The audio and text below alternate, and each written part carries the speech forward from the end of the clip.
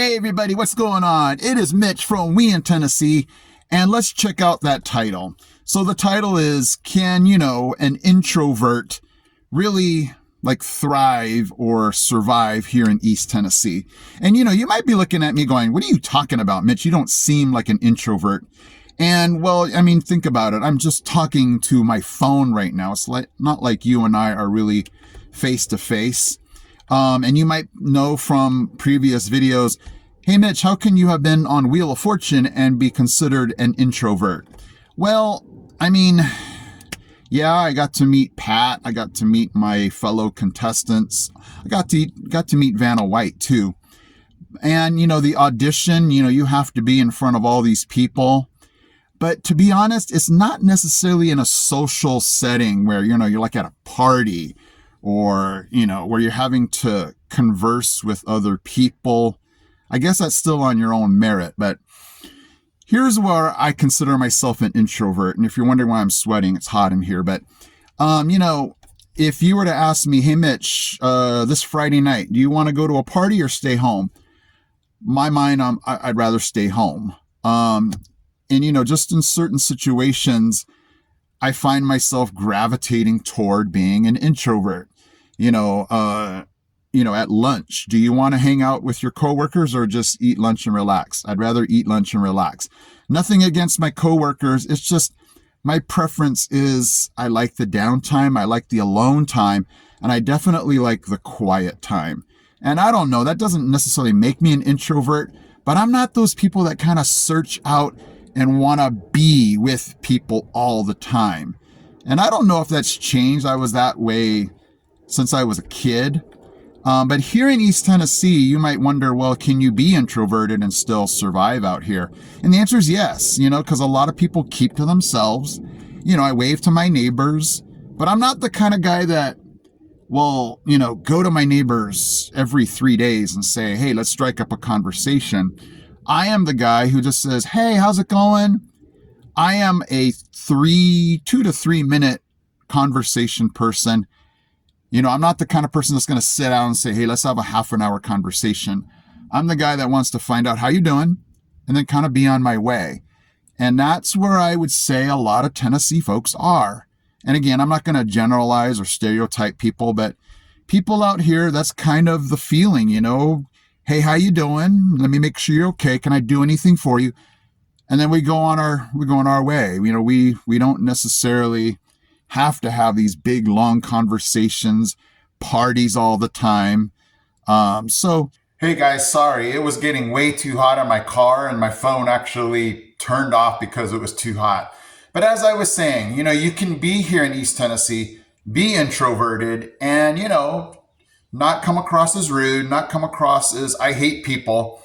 And, you just are, being real. You just communicate, hey, I just want to be by myself for a little bit. I just want to be alone with my thoughts. I just want to not go out this night. It's not like my wife and I never go out. It's not like we never talk to people. It's just if you give me a choice, I'm gonna just want to be by myself because I don't know if it's just my job, but my job is with kids all day.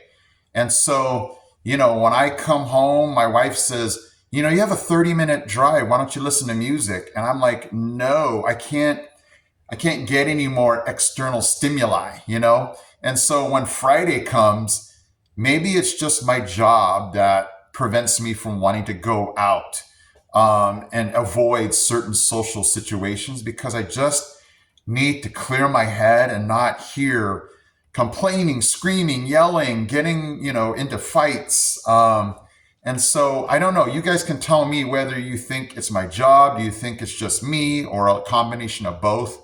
But, here in East Tennessee, if somebody in line at the store talks to me, man, I am just so on that because that's what I was looking for. Not that can't happen in California or anywhere else, but, you're just prone to hear stories of, hey, Tennesseans love to converse and, see how you're doing. Just be on that happy-go-lucky side of wanting to know about your day and how things are going. But then you keep in mind that a lot of people here are transplanted from all other places. So, it's not like people have, hey, I'm from Tennessee, talk to me on their shirt. So it's just interesting when you put it all together. Introverts, um, I guess it's like any place. You're going to find your niche, and getting along with others is just up to your own personality and how you approach them. And, there's obviously people on that I come across where it looks like they're like, don't talk to me. I'm not one of those kind of people. And so, that could be just their introversion. It could just be that they want to be like that one day. Who knows? And so that's the cool thing about Tennessee is you don't get judged for the way you want to live your life, unless you're one of those people that live your life like a tailgater, then you're going to get judged, or, the people that are just downright rude. But if you're just living your life and, you know, outwardly you're not trying to be mean, you're not trying to be disrespectful, you're going to be respected as just wanting to live your life. And if that's not talking to people, maybe just a friendly wave is okay. And sometimes I don't even get away from people. I'm like, hey, and then I get nothing, and I'm like, okay, that's just the way it is. So if you come here to Tennessee and you're introverted, it's going to be okay, because people understand that you just want to live your life. You don't want to be judged. And if you don't want to talk to people, or you don't want to go to parties, and you just want to stay home on a Friday night, that's your business. You are an American. You have that right to do so. And luckily, that is not something that I fear. Like, ooh, am I going to be judged because I just want to be by myself? Everybody gets it. They're like, hey, Mitch, you do you, we'll do us, and we can still be friends. We can still hang out if you want to. And that's the cool part. It's like, when you want to, let us know, and no worries if, that happens once a week or once a month or once a year. Everybody just kind of gets it that you're you and they're not you. Lately it's just been super rainy. It's bright and sunny out right now, but man, it has been just raining and raining and raining. And so we just noticed today, my wife and I went out, and it was just so green everywhere. And so again, if you guys are going to visit Tennessee, it is going to just rain a lot and be green a lot. So I don't know, it's kind of a flip of two things. You got the rain and sad and, rainy, cloudy. But then when it stops, it's really, really refreshing to see how green and everything's growing. And we are just, man, I'm mowing like every 4 or 5 days, maybe less than that. So there's a downside to that part. But hey, I'm going to think positive and think, what, at least we got green grass to mow. And, it's getting hot too. So let's take it away. Today, my wife and I went to Bargain Hunters. You guys have been asking about different like antique places, and this blew my mind. It was an antique mall. Like, there were over 300 booths. And so my wife and I, we barely saw each other because, I go one way, she goes another way. It's not like I just hang around her. But our comment was like, we were overwhelmed. Like, there was just too many things to look at, if that's possible. I mean, we must have spent a couple hours in there, and we really didn't know where the time went. But it was just really neat to just be able to walk and see. Usually we're looking at maybe 30 booths at the most at these smaller antique places. So this was kind of cool that there were so many antique like booths, to look at with different, different styles, where you're looking at collectibles, you're looking at other things that, people are selling. So it was just really neat. And my mind, if you're wondering what I like to look at, is I like to look at definitely the Hot Wheels. Anything vehicle-wise, antique Hot Wheels, or those trains or trucks or things. My mind is just drawn to that. Antique, or, when we were kids, like video games, baseball cards for sure. And then just, anything that just looks old, my mind is just drawn to that. My wife looks for she's looking for wooden like boxes and things to put like buttons in, decorative things. She likes to collect Beatrix Potter.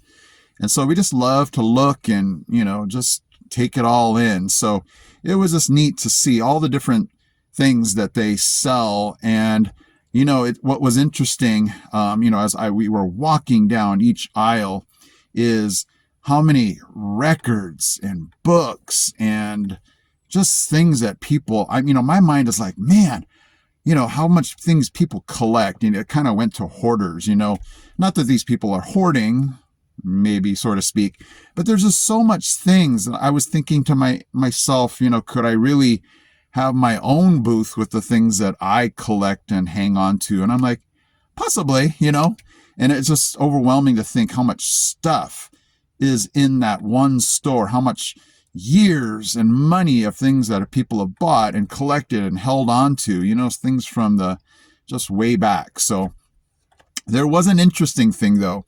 I'm a big card collector. I came across this very rare Michael Jordan card, and the price was $100 on it. And I'm like, oh my gosh, that is really underpriced. And I asked the person, can I look at the card? Because, unfortunately in the card business, there's a lot of fakes out there. I have a Michael Jordan rookie card that I am 99.9% sure is a fake.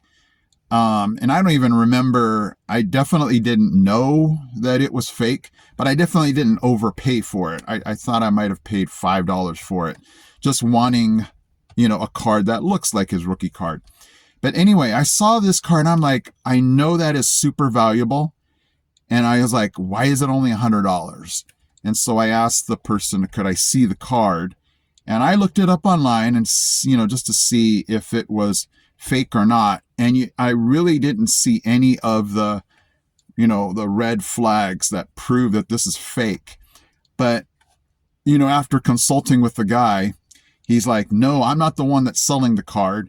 And he's like, I don't want to like mess up a sale for him, but this looks sketchy. And I was like, I kind of thought it did too. Like it looked blurry. And why is this guy only selling it for $100? And he had other cards in there that said possible reprint. And so I'm thinking, man, maybe this guy's trying to take people for something that looks like the real thing, but, is obviously not charging it like it's real. And so the guy's like, well, you can take a chance. And I'm like, no, I do not want to take a $100 chance. I passed it and I didn't feel bad about passing on it because I just thought, that's just too good to be true. So in life, it is correct. If it seems to be too good to true, it probably is. I thought for a moment I might have one of those rare finds where, literally you can, check on eBay. It goes for like $2,500. If it's just in, mint condition, not necessarily excellent condition. So I'm like, wow, could this possibly be? And then my mind goes, oh, of course not. It's too good to be true. But anyway, that was just something I thought was super interesting. And again, if you're wanting to go here, it's on the Chapman Highway. It is the Bargain Hunters Antique Mall. Well, we are like in the home stretch here with school. Our last day is May 22nd, and we're, counting down the days.